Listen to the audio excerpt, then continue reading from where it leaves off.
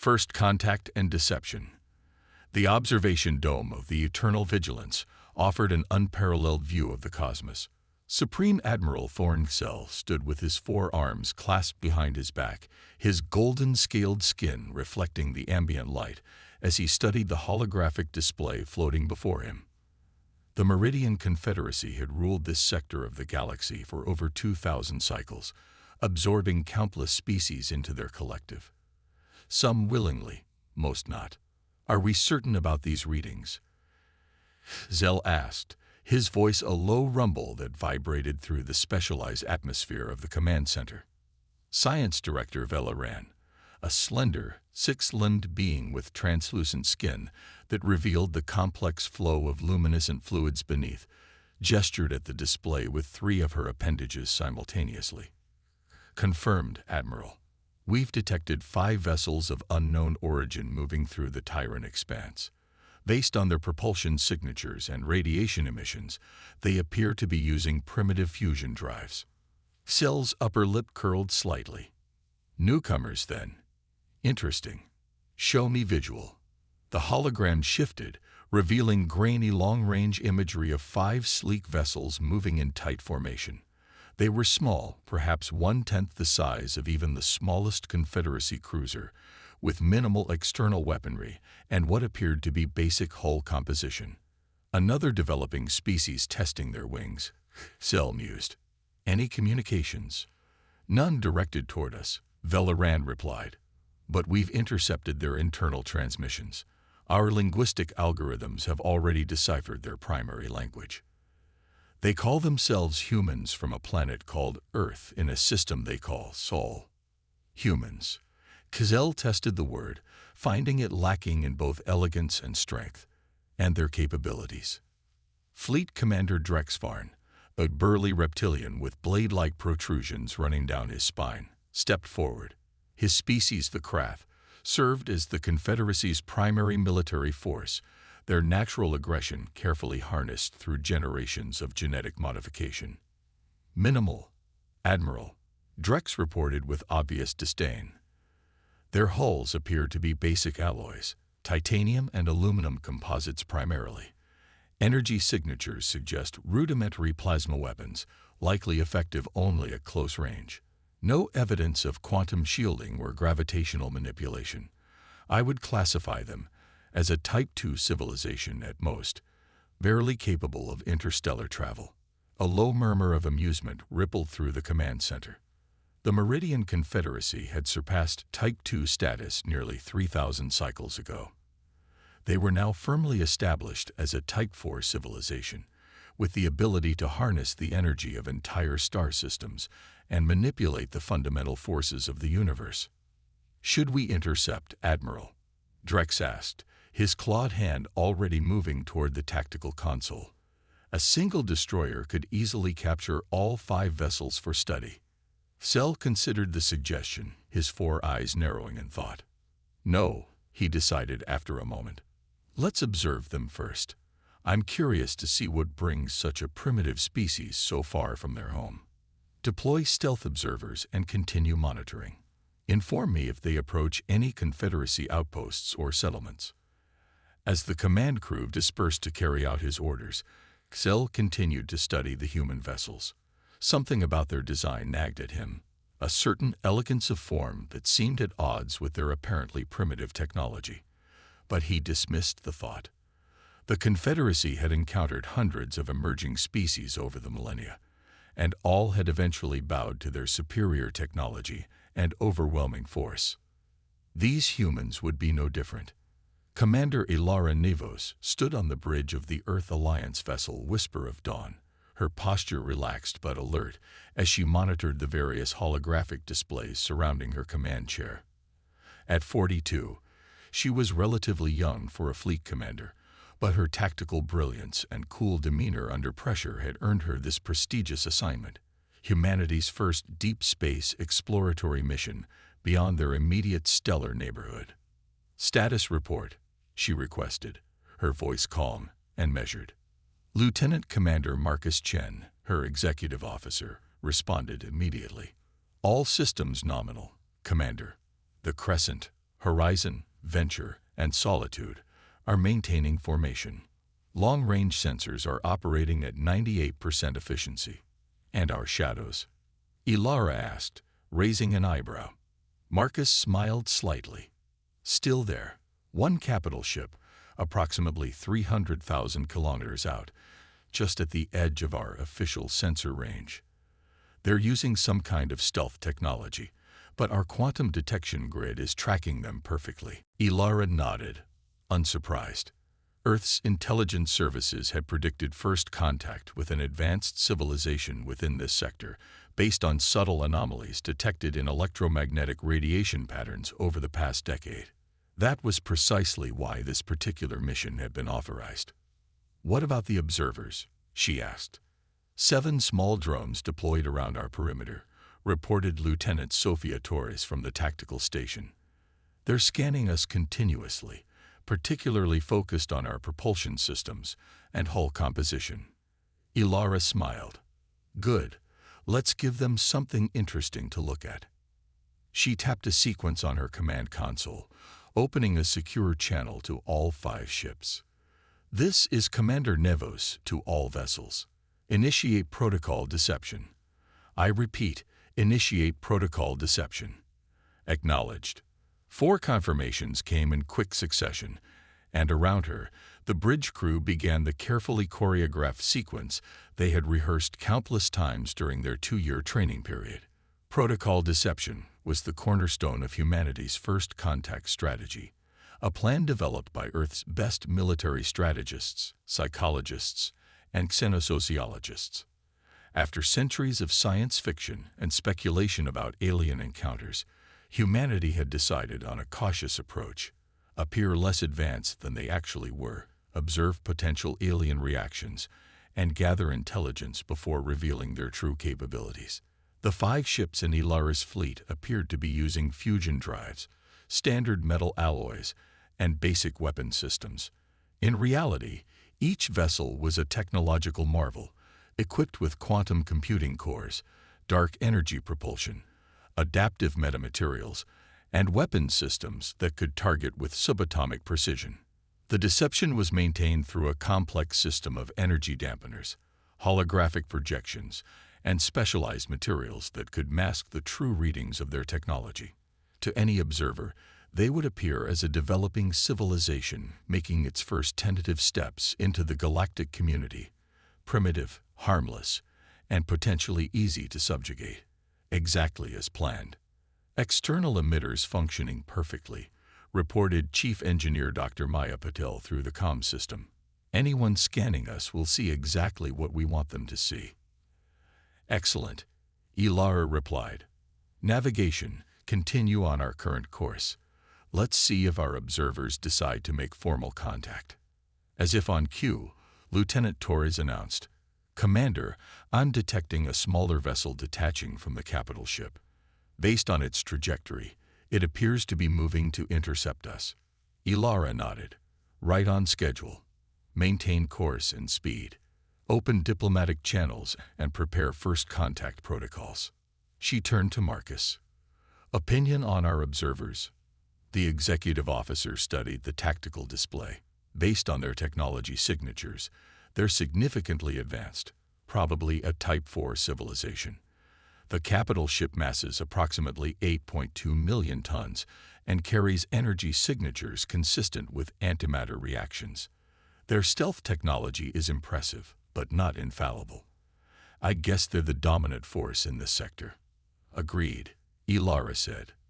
And their interest in us. Marcus considered for a moment.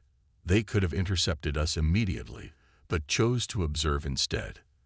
That suggests either caution or arrogance, given their technological advantage, or what they perceive as their advantage. I'm betting on the latter. Ilara smiled. That's what Earth Central is hoping for. Arrogance breeds carelessness.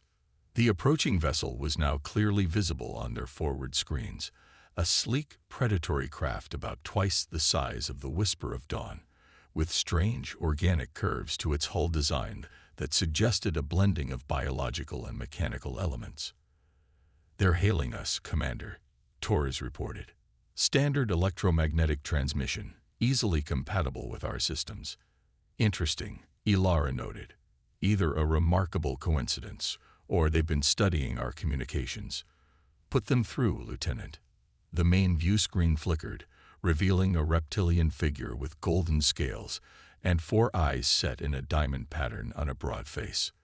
The being wore what appeared to be a ceremonial uniform of some kind, adorned with complex geometric patterns.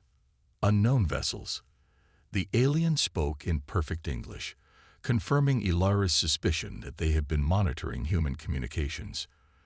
This is Envoy Trath of the Meridian Confederacy. You have entered territory under our protection. Identify yourselves and state your purpose. Ilara stepped forward, her expression carefully neutral. Greetings, Envoy Trath. I am Commander Ilara Nevos of the Earth Alliance vessel Whisper of Dawn. We are on a peaceful exploration mission to establish contact with other civilizations. We apologize if we have intruded upon your territory. Our star charts did not indicate any territorial claims in this region. The alien's upper eyes narrowed slightly. Earth Alliance, you are far from your home system, Commander Nevos. Yes, Ilara acknowledged with a slight nod. This is our first deep space exploratory mission. We are eager to learn about other civilizations and potentially establish diplomatic and trade relations. The envoy's expression was difficult to read, but something in his posture suggested a subtle relaxation, as if a concern had been alleviated. The Meridian Confederacy welcomes peaceful contact with developing civilizations, Trath stated. We would be pleased to exchange cultural and scientific information. With your permission, we will dock with your vessel to facilitate face-to-face discussions. Ilara maintained her diplomatic smile. We would be honored, Envoy Trath.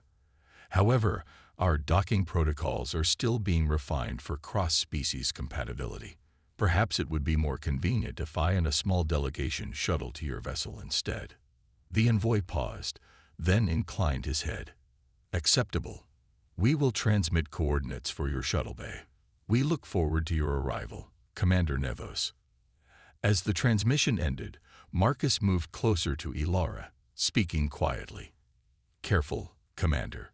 We don't know their intentions yet. Precisely why I'd rather board their ship than have them aboard ours, she replied softly. Harder to maintain our deception with their sensors at close range. Besides, I'm curious to see how they treat guests they consider technologically inferior. She turned to address her bridge crew. Lieutenant Torres, Lieutenant Chen, and Dr. Patul will accompany me. The rest of you, maintain protocol deception and keep all systems at ready status. If we're not back in 6 hours, initiate Protocol Sentinel. Protocol Sentinel was the contingency no one wanted to use, a coordinated strike that would reveal their true capabilities in a devastating first attack, followed by immediate retreat to Earth space. As Ilara prepared for the first official contact between humanity and the Meridian Confederacy, she couldn't help but feel a mixture of excitement and apprehension. Centuries of speculation about humanity's place in the cosmos were about to be answered, but she suspected the Confederacy's assessment of that place would differ significantly from the reality. And that was exactly what Earth was counting on. Supreme Admiral Xel reviewed the initial contact report with growing satisfaction. The humans were exactly as they had appeared, a fledgling species taking their first tentative steps beyond their home system. Their technology was primitive, their social structures still evolving, and their military capabilities laughably inadequate compared to Confederacy standards.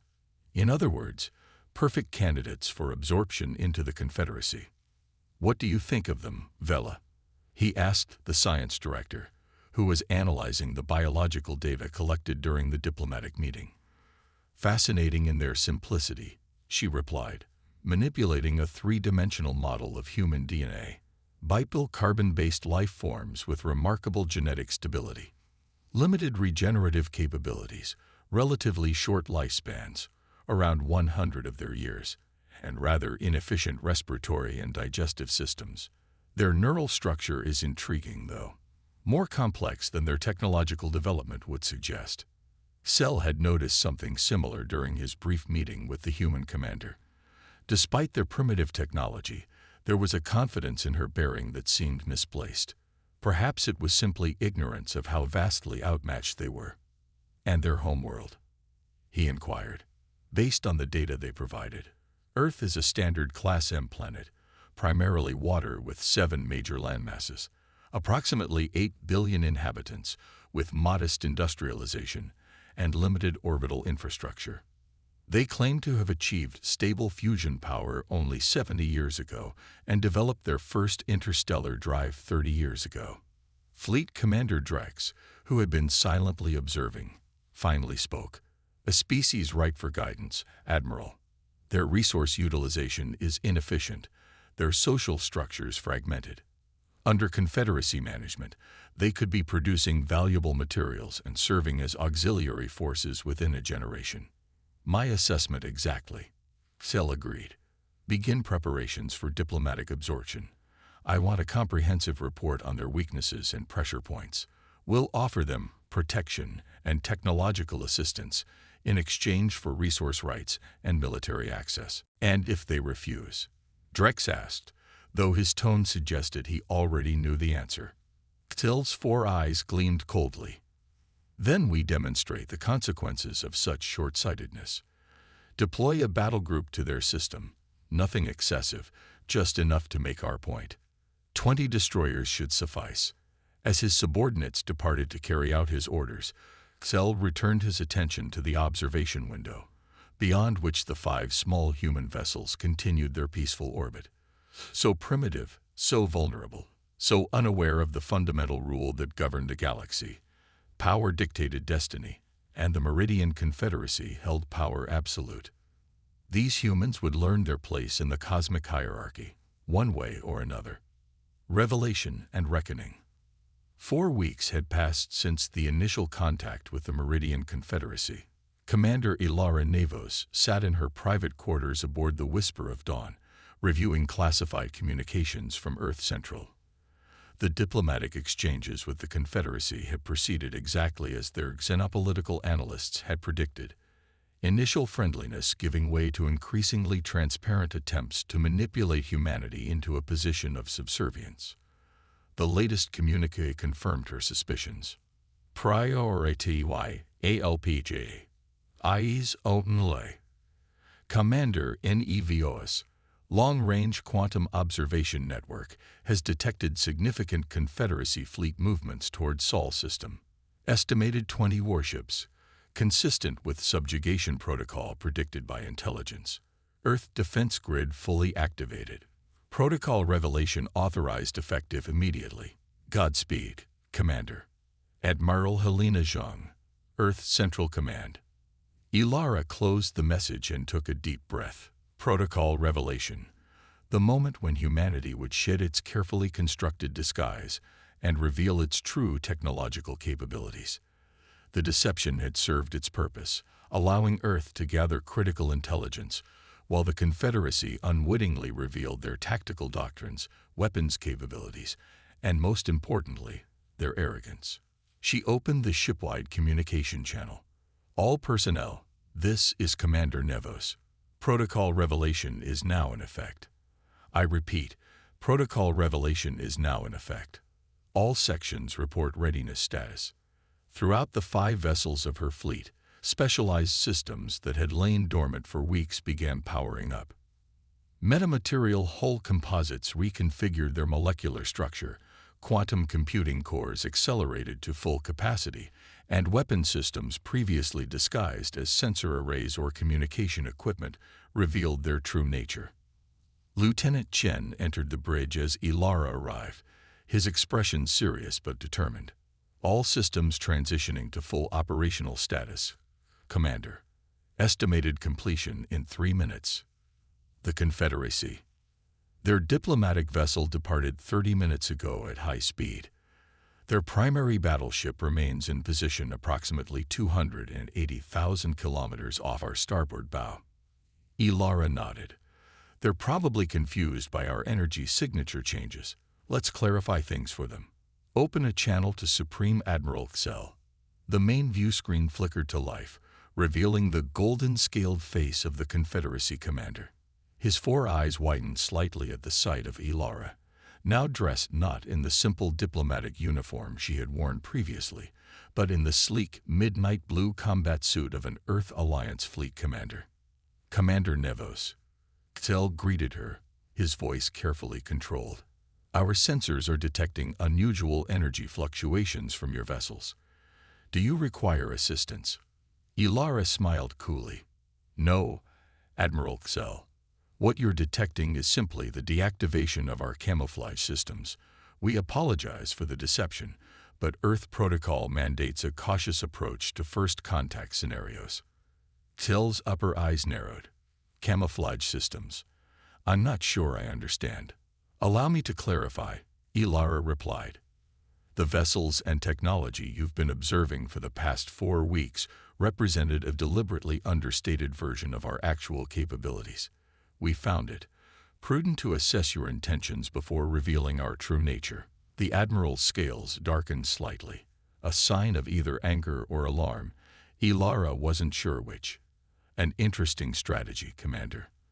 Though I fail to see the purpose of such deception between potential allies." "Allies?" Ilara raised an eyebrow. "Is that why you've dispatched 20 warships toward our home system, as a gesture of alliance?" The momentary flash of surprise in Xel's eyes confirmed what Earth already knew. The Confederacy had severely underestimated human technological capabilities, including the quantum observation network that had detected their fleet movements despite being light years away. "A standard security protocol." Xel recovered smoothly. "The Confederacy has a responsibility to assess potential threats in neighboring systems." "Of course," Ilara nodded, her tone making it clear she didn't believe him for a second. "Then you won't mind if we implement our own security protocols." "Lieutenant Torres, activate the Aegis system." Around the 5 human vessels, space itself seemed to ripple and distort as advanced quantum shields came online, creating a defensive barrier far beyond anything the Confederacy had witnessed before. "Admiral Xel," Ilara continued, "I've been authorized to inform you that Earth respectfully declines any form of protection or guidance from the Meridian Confederacy. We are, however, open to establishing relations between equals, with mutual respect for territorial sovereignty." Till's composure slipped further, his voice taking on a harder edge. "You presume much, Commander. The reality of your situation remains unchanged. The Confederacy has controlled this sector for millennia. Your modifications, while impressive for a developing species, do not alter the fundamental disparity between us."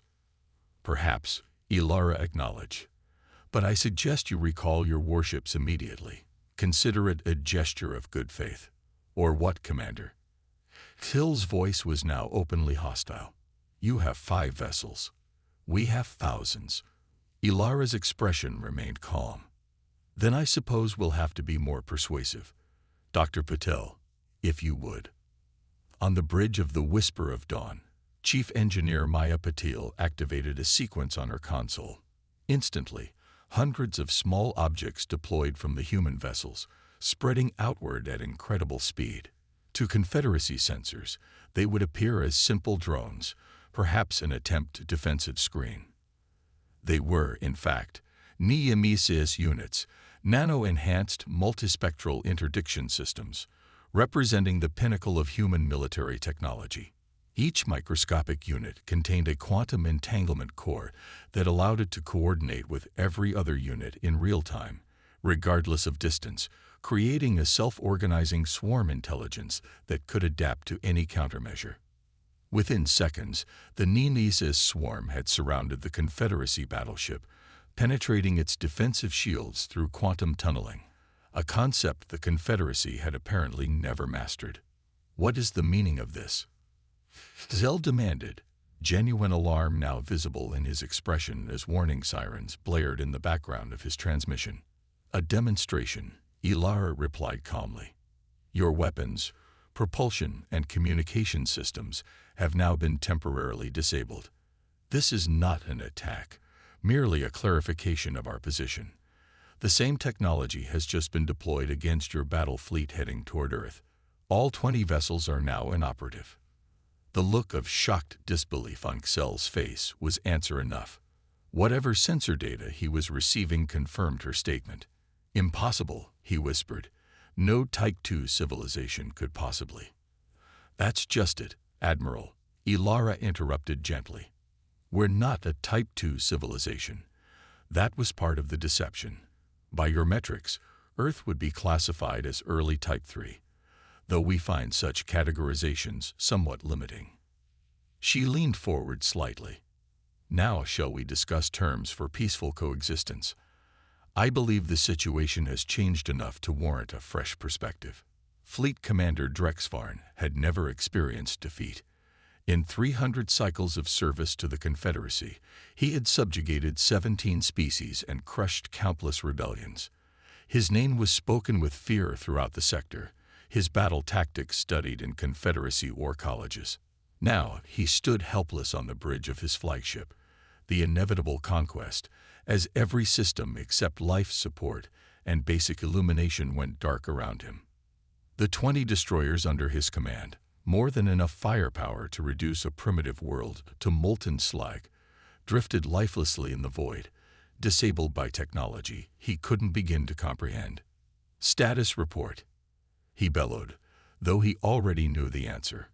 "All weapons offline, Commander," his tactical officer reported, voice trembling with disbelief.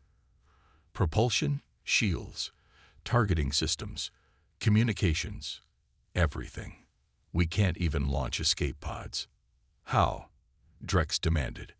How could primitives barely out of their gravity well accomplish this?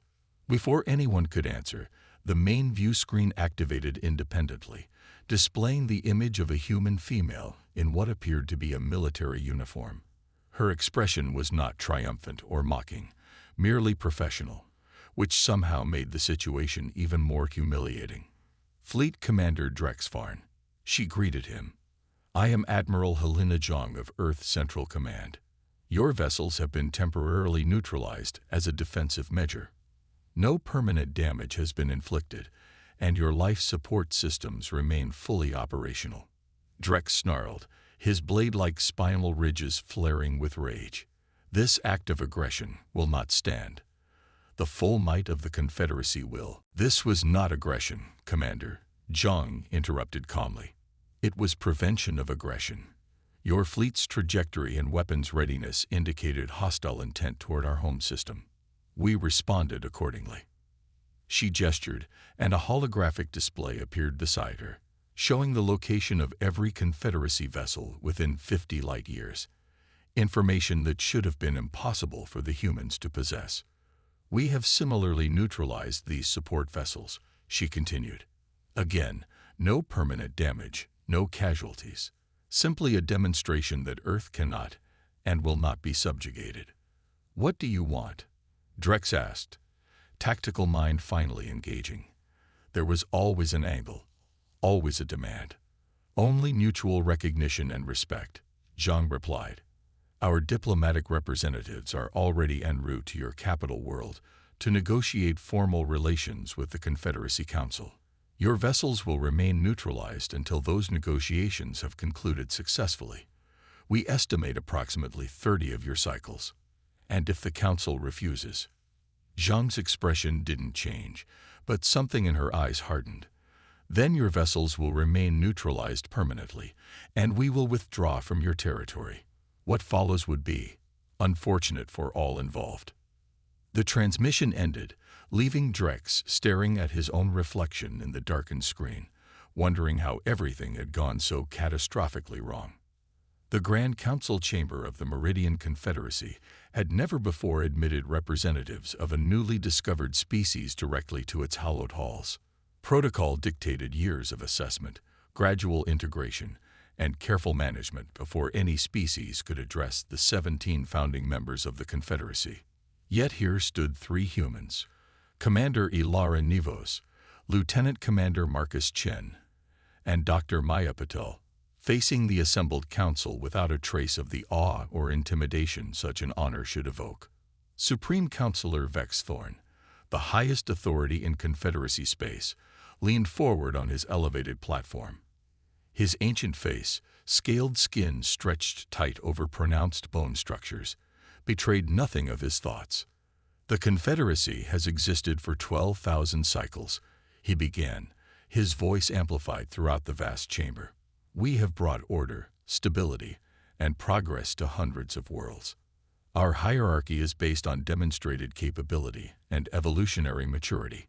It is unprecedented for a newly contacted species to stand before this council as equals." Commander Nevos stepped forward, her voice clear and confident. "With respect, Supreme Counselor, hierarchy based solely on technological advancement or evolutionary age seems an arbitrary foundation for interstellar relations.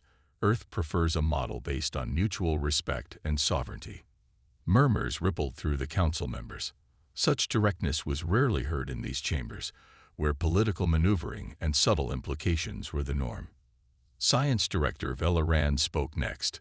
"Your species has demonstrated remarkable technological achievements, hidden beneath an equally remarkable deception. This suggests a fundamental distrust that concerns us deeply." "Not distrust," Ilara clarified. "Prudence. Humanity's history and literature has long contemplated first contact scenarios. Many of our theoretical models suggested that appearing too advanced might trigger defensive reactions, while appearing too primitive might invite exploitation. Our approach was designed to assess intentions while minimizing risk to both parties." "And your assessment of our intentions?" asked Counselor Drath, representative of the warlike Krath species. Marcus Chen answered this question.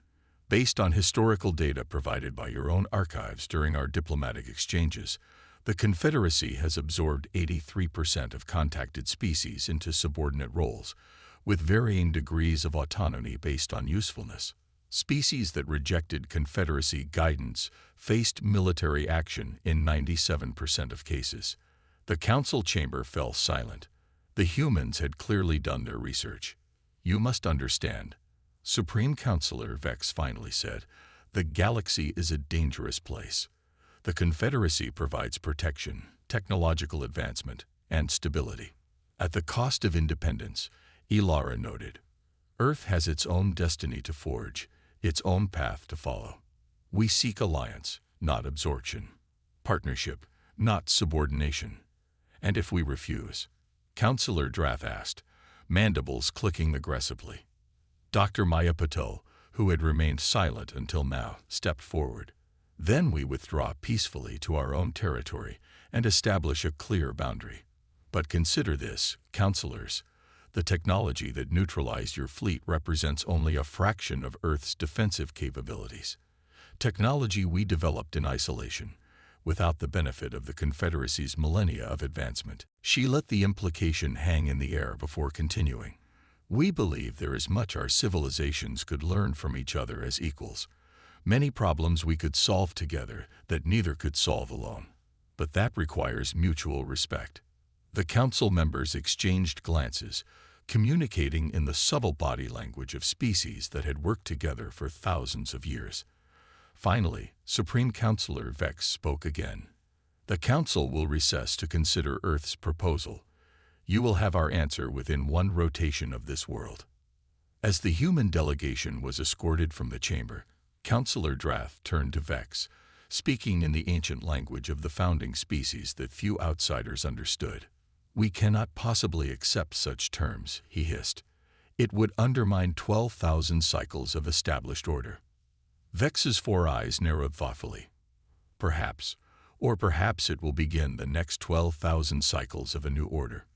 Consider, Drath, a species that concealed its true nature so effectively that our best sensors detected nothing, that disabled our most powerful vessels without firing a single conventional weapon, that mapped our entire territory without our knowledge. Do we truly wish to make enemies of such beings?" "They are still young, still few in number," Drath argued. "As were we, once," Vex replied. "And look how far we have come. These humans, they have something we have not seen in 5,000 cycles. Potential. True potential. I, for one, would rather have them as allies than adversaries. 1 year later, Commander, now Admiral, Ilara Nevos stood on the observation deck of the newly established Earth Embassy on Meridian Prime, the capital world of the Confederacy. Beside her stood Supreme Admiral Xel, their initial antagonism now transformed into a wary professional respect. "Your diplomatic corps has been remarkably effective," Xel noted, watching as humans and various Confederacy species mingled in the garden below. 23 trade agreements, 15 cultural exchange programs, and 7 joint scientific ventures in a single year. "Humans excel at adaptation," Ilara replied. "It's our greatest strength. Among many, it seems." Xel turned to face her directly. "I must admit, I still struggle to understand how your people developed such advanced technology in isolation. Most species follow predictable technological progression paths." Ilara smiled slightly.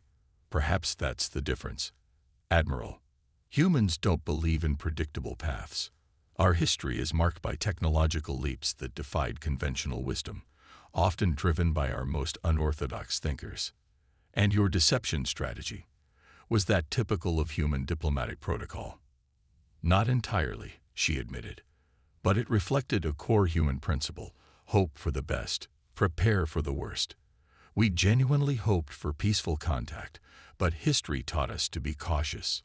Xel was silent for a moment, then said, "The Confederacy has existed for 12,000 cycles because we adapted to each new challenge. Your arrival has been the most significant challenge in recent memory." "I'll take that as a compliment," Ilara smiled. "As it was intended," Xel replied. "Though I confess, I am curious about one thing. Had we attacked your world directly, before your defensive systems were deployed, what would have happened?" Ilara's expression grew serious. "Earth's defensive grid has been operational for over 50 years, Admiral. The Ninisa system that disabled your fleet. That's our exportable defense technology. Our planetary protection systems are considerably more comprehensive." Xel's scales rippled in what Ilara had come to recognize as surprised amusement.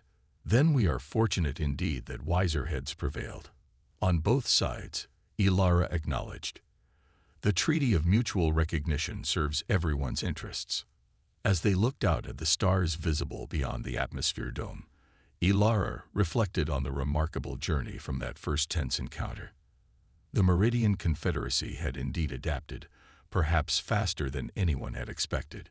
The addition of Earth as an equal partner rather than a subordinate had sent shockwaves through the established galactic order, but ultimately strengthened the Confederacy by introducing new perspectives and approaches. And humanity had gained what it needed most: time and space to continue its own unique developmental path, free from external control or influence. The stars above seemed brighter somehow, full of new possibilities and unexplored frontiers. The galaxy was vast, ancient, and complex, but humanity had earned its place among the stars through intelligence, preparation, and the quiet strength that came from understanding your own capabilities. They had entered the galactic stage, not with overwhelming firepower or territorial ambitions, but with strategic foresight and technological innovation that had transformed a potential conquest into a partnership of equals. The silent vanguard had done its job perfectly.